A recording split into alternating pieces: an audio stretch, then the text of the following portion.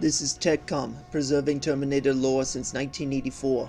Welcome to another Terminator What If. Here we will explore the alternate timelines and possibilities if events we are familiar with were to take a different turn, be it for better or worse.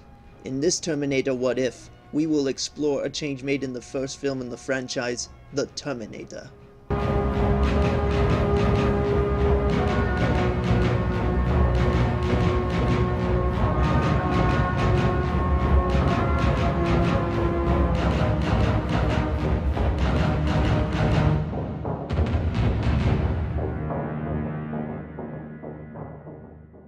Kyle Reese was bleeding. The bullet lodged in his abdomen was weakening him. As he lay on the metal catwalk near the steps leading down to a lower section towards Sarah, he pulled out one last pipe bomb. Sarah noticed this and swiftly turned to run for cover. Once it was over him, Reese turned and shoved the pipe bomb into the gap between the Terminator's hip and upper body. The explosion echoed throughout the factory, and pieces of metal shrapnel from the most advanced killing machine flew everywhere. As the debris of the Terminator rained over the area of the factory, Sarah sat quietly for a moment to collect herself. She then searched for any sign of Reese and made a move to run toward him. She couldn't get up. She looked down and noticed a piece of thick shrapnel had lodged itself into her left thigh.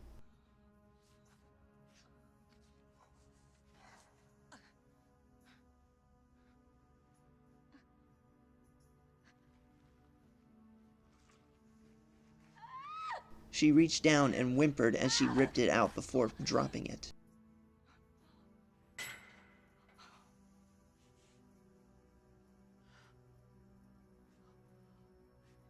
The injury made her unable to stand, so she was forced to crawl her way over to Reese, whimpering in pain as she did so. As she passed singed shards of the Terminator, avoiding them to not be cut or burnt, she eventually reached Reese, who laid on his side. She rolled him over onto his back, and he laid with his eyes closed, seemingly at peace. She swiftly felt his neck and felt nothing. She started to cry as she had lost the last good thing left in her life. First Ginger and Matt, then her mother, and now the man she had fallen in love with. Suddenly, something shifted beside her, and she turned to see the upper body of the Terminator had sat up and reached out to grab her. The Terminator followed as it crawled over the body of Kyle Reese to catch its target. The Terminator had lost its legs, and its left hand was shredded beyond use, leaving only its right hand to complete the task at hand. Sarah reached a conveyor belt and got on as it carried her along under some moving machinery.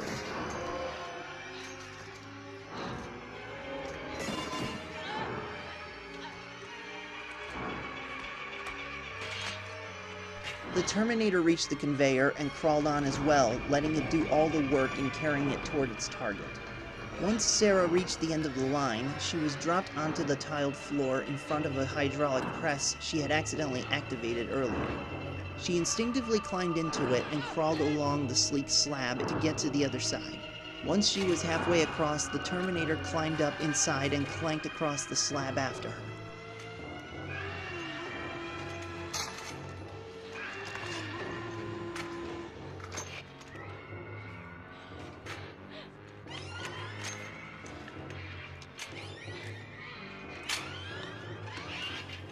After a long and arduous crawl across the slab, Sarah dropped out onto the other side as the Terminator kept crawling. Once she was completely out, Sarah pulled down a red barred gate to separate herself from her would-be killer. The Terminator sent its right hand through the bars and only barely prevented from reaching its target. She noticed the nearby panel to her left and desperately tried to reach up for it. As its cold fingertips began to touch her neck, Sarah noticed movement to her left, and she turned to see Kyle Reese. Motherfucker! Reese pressed the button, and instantly the hydraulic press came down, slowly crushing the Terminator. Electricity sparked all around as its seemingly indestructible hyper-alloy combat chassis was bent into a flattened shape resembling a metal pancoat. Once it was pressed as far as it could, the electricity died down and the Terminator's glowing red eyes dimmed until they were black.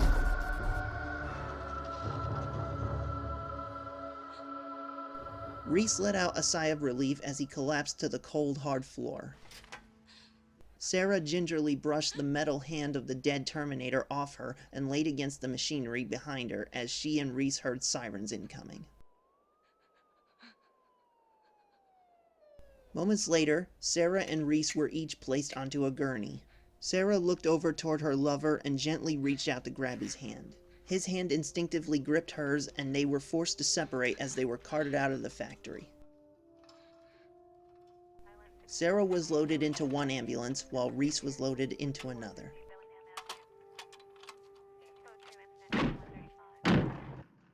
Months had passed since that night in May of 1984. It was now 1985 as a single red Renegade Jeep drove down a road through the Mojave Desert south toward the Mexican border. Tape 7, November 10. Where was I? What's most difficult for me is trying to decide what to tell you and what not to. But I guess I have a while yet before you're old enough to even understand these tapes. They're more for me at this point, just so that I can get it straight. Sarah spoke into a tape recorder, leaving behind information for her future unborn son to listen to in preparation for his date with Destiny. As she stopped, she placed a Ruger Security 6 into a side compartment between the seats. She then turns to the man driving the Jeep. Kyle Reese turned toward the mother of his child and smiled as he moved to kiss her. Behind them, in the back seat, sat a German Shepherd named Pugsley Jr., who was named after Sarah's pet iguana. She cupped Kyle's cheeks to kiss him back, revealing a wedding ring on her finger. Reese also bore a gold band on his finger, indicating that the two had indeed gotten married in the months leading to John Connor's birth.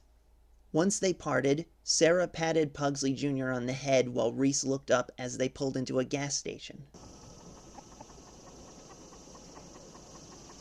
Upon arriving, the attendant approached and Reese got out to request a full tank in fluent Spanish. Being a soldier in the TechCom army, he learned quite a few different languages given other soldiers came from other parts of the world. He had taken time to teach Sarah so that she wouldn't have to read from a translation booklet. Reese then turned back to his wife and she looked at him with curiosity. "Do you think John will remember you as he gets older?" "I honestly don't know.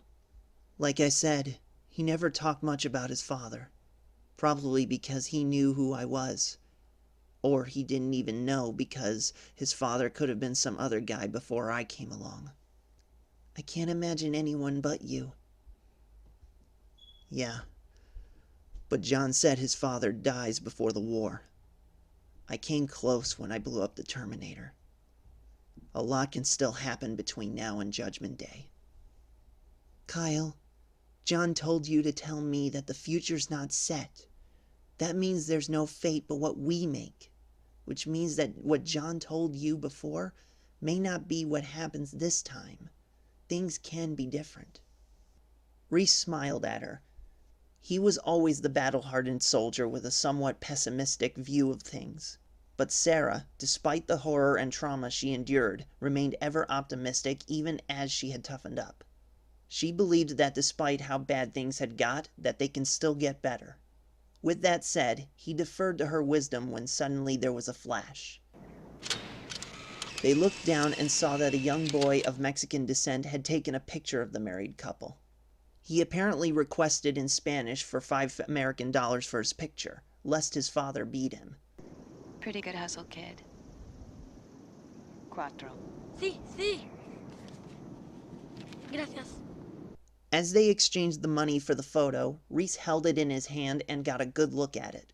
He recognized the photo as being similar to the one he had lost in the future war, the one where Sarah was alone and had a sad smile on her face. Only this one was different. It had Reese smiling at Sarah and she back at him, both having an optimistic view of the future. Reese then realized that the future can be changed for the better. "What's wrong?" "Nothing. I'll tell you later." Suddenly, the boy yelled something else in Spanish, though what he said Sarah couldn't understand. What did he just say? "He says there's a storm coming in." Sarah then looked on the horizon and noticed a dark rain cloud in the direction they were heading. "Well then, what are we waiting for? Let's show him what we're made of."